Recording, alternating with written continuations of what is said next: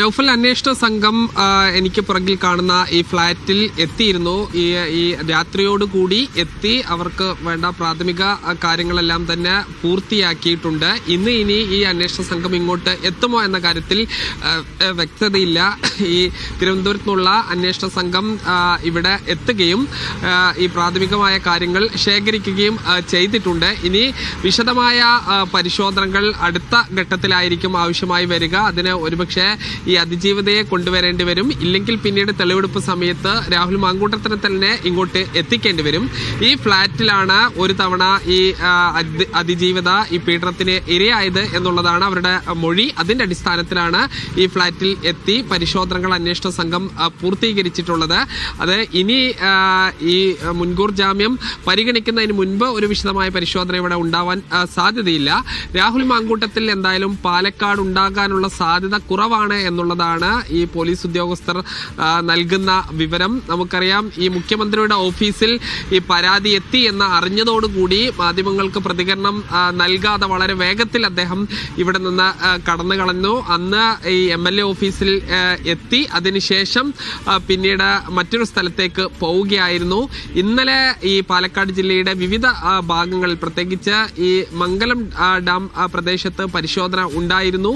ഈ രാഹുൽ മാങ്കൂട്ടവുമായി ഏറ്റവും അടുത്ത സുഹൃത്തുക്കൾ, പാർട്ടി പ്രവർത്തകർ ആയ ആളുകളുടെ വീടുകളിലും മറ്റും പോലീസ് ഈ പ്രത്യേക നിരീക്ഷണം ഉണ്ട്. അതുകൊണ്ട് ഈ പോലീസും മാധ്യമങ്ങളും ഒരു പ്രതീക്ഷിക്കാത്ത സ്ഥലത്തായിരിക്കും രാഹുൽ മാങ്കൂട്ടത്തിൽ ഉണ്ടാകുക എന്നുള്ളതാണ് മനസ്സിലാക്കുന്നത്.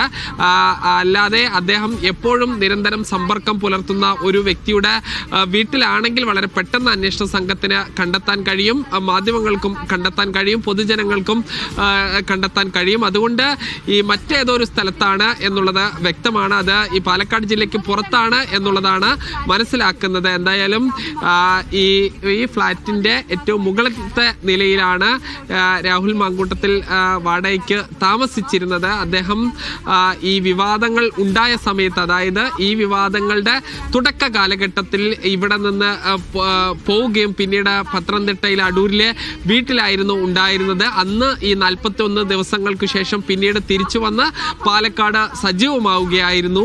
ഈ തെരഞ്ഞെടുപ്പ് പ്രചരണം നടക്കുന്ന സമയത്തെല്ലാം തന്നെ ഏത് തീയതിയിലായിരുന്നു ഈ പീഡനം ഈ ഫ്ളാറ്റിൽ നടന്നത് എന്ന് പോലീസിന് വ്യക്തതയുണ്ടോ? അതോടൊപ്പം തന്നെ CCTV ദൃശ്യങ്ങളൊക്കെ ശേഖരിക്കുകയും ചെയ്യുന്നുണ്ടോ? തീർച്ചയായും CCTV ദൃശ്യങ്ങൾ എന്നുള്ളതാണ് ഏറ്റവും പ്രധാനപ്പെട്ട ഒന്ന്. അതായത് ഈ അതിജീവിത നൽകിയ മൊഴിയുടെ അടിസ്ഥാനത്തിൽ അവർ ഇവിടെ വന്നോ എന്നുള്ളത്, അവർ ഇവിടെ വന്നതിന്റെ ഏറ്റവും പ്രധാനപ്പെട്ട തെളിവ് എന്നുള്ളത് CCTV ദൃശ്യങ്ങളാണ്. അത് ഈ ഫ്ളാറ്റിന്റെ വിവിധ ഭാഗങ്ങളിൽ CCTV ഉണ്ട്. ഈ കാർ പാർക്കിംഗ് ഏരിയ, അതോടൊപ്പം തന്നെ അവർ വന്നിറങ്ങുന്ന സ്ഥലം തുടങ്ങിയ അവിടങ്ങളെല്ലാം തന്നെ CCTV ദൃശ്യങ്ങൾ ഉണ്ട്. ആ CCTV ദൃശ്യങ്ങൾ ശേഖരിക്കുക എന്നുള്ളതാണ്. ഏത് തീയതിയിലാണ് ഈ ഫ്ളാറ്റിൽ വെച്ച് പീഡനം നടന്നത് എന്ന് ഉള്ള കാര്യത്തിൽ അന്വേഷണ സംഘത്തിന് മൊഴി ഉണ്ട്. ആ മൊഴിയുടെ അടിസ്ഥാനത്തിലുള്ള പരിശോധനകളാണ് സ്വാഭാവികമായും ഉണ്ടാവുക. അതായത് ഒരു തരത്തിലും മുൻകൂർ ജാമ്യം ലഭിക്കാത്ത തരത്തിൽ ഉള്ള ഒരു റിപ്പോർട്ട് തയ്യാറാക്കുക എന്നുള്ളതാണ് അന്വേഷണ സംഘം ഇപ്പോൾ അവരുടെ മുൻപിലുള്ള പ്രധാനപ്പെട്ട കാര്യം. അതിന്റെ അടിസ്ഥാനത്തിൽ എവിടെ വെച്ചെല്ലാം ഈ അതിജീവിത മൊഴി നൽകിയിട്ടുണ്ട്, പീഡനം നടന്നു എന്ന് മൊഴി നൽകിയിട്ടുണ്ടോ, ആ പ്രദേശങ്ങളിലെല്ലാം തന്നെ എത്തി കൃത്യമായ ഈ തെളിവുകൾ ഹാജരാക്കുകയും മുൻകൂർ ജാമ്യം ലഭിക്കാത്ത തരത്തിൽ ഒരു റിപ്പോർട്ട്, ഒരു സമഗ്രമായ റിപ്പോർട്ട് നൽകുക എന്ന ലക്ഷ്യത്തോടു കൂടിയാണ് അന്വേഷണ സംഘം ഇപ്പോൾ പ്രവർത്തിക്കുന്നത്. പാലക്കാട് ഫ്ളാറ്റിലും പരിശോധന നടത്തിയിരിക്കുകയാണ് അന്വേഷണ സംഘം. രാഹുൽ മാങ്കൂട്ടത്തിൽ അതിജീവിതയെ പീഡനത്തിനിരയാക്കിയത് ഈ ഫ്ളാറ്റിൽ വെച്ചുകൂടിയാണ് എന്നാണ് അന്വേഷണ സംഘത്തിന് ലഭിച്ച മൊഴി. ഇതിന്റെ അടിസ്ഥാനത്തിലാണ് ഫ്ളാറ്റിൽ പരിശോധന നടത്തുന്നത്.